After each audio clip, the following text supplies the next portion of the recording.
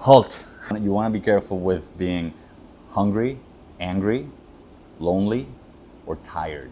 Why? Because if you go through those emotions, you might get weak emotionally, and that may cause you to make the wrong decision.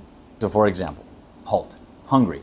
You want to try to eat 3 meals a day for a few reasons. I'll tell you mine. If I don't eat, I get cranky, I get grumpy, I get hangry, right?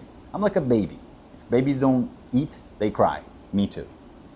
Here's an example. The other day, I was talking with some friends, and I was like, I'm the kind of person that if you say that we're going to a restaurant, I eat before we go to the restaurant. Why? Because that way, I'm in a better mood.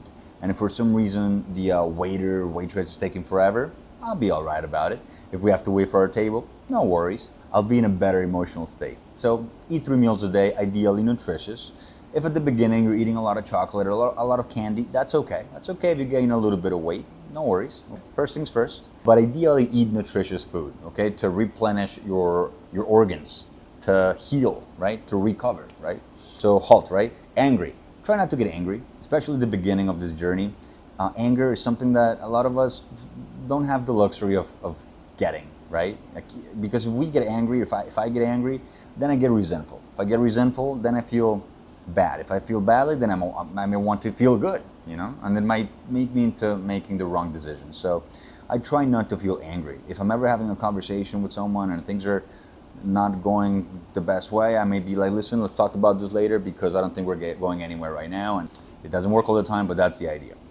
Hungry, angry, lonely. Lonely, try not to be lonely. A great way to not be lonely every single day is by going to meetings. 1 meeting, 2, 3 meetings, as many as you need. Because a lot of people, their nature is to isolate.